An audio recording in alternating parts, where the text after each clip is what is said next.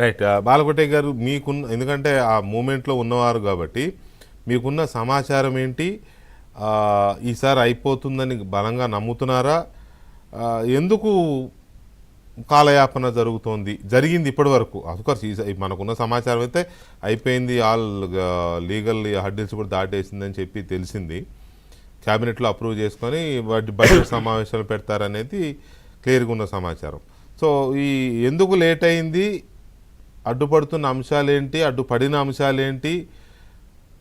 ఒరిగే ప్రయోజనాలేంటి?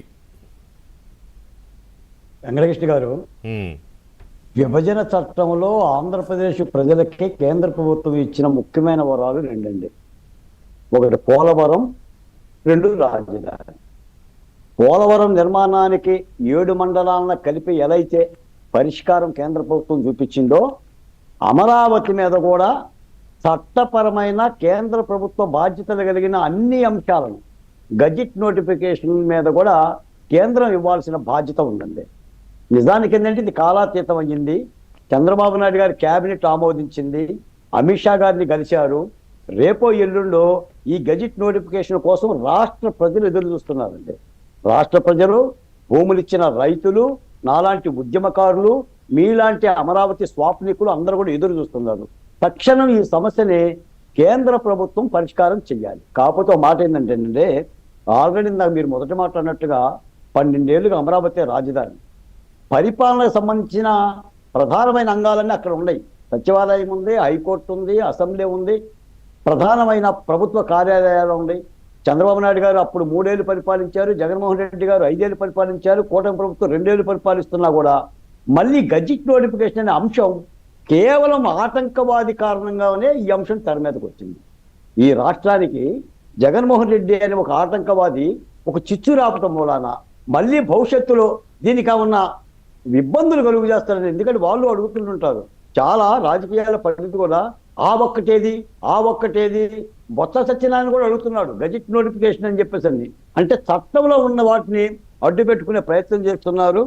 తప్పనిసరిగా అమరావతి రాజధాని, అక్కడ అభివృద్ధి పనులు జరుగుతున్నాయి, పరిపాలన జరుగుతున్నాయి.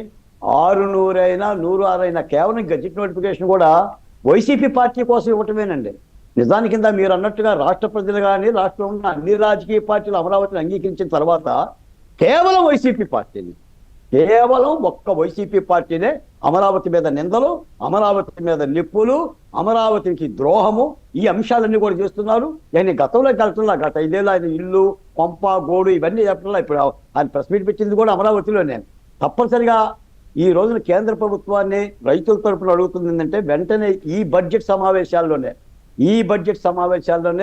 అమరావతిని విభజన చట్టంలో ఏపీ రాజధానిగా పొందుపరిచి ఆ గజెట్ నోటిఫికేషన్ ఇస్తే అమరావతి మీద మరింత పూలు జల్లినట్టుంటుందండి, మరిన్ని దీవెనలు. ఎందుకంటే ఈ దేశ ప్రధాని అమరావతిని చూశాడు, హోంమంత్రి గారు అమరావతిని చూశాడు, కేంద్ర మంత్రులు నిర్మలా సీతారామన్ గారు అమరావతి వచ్చారు.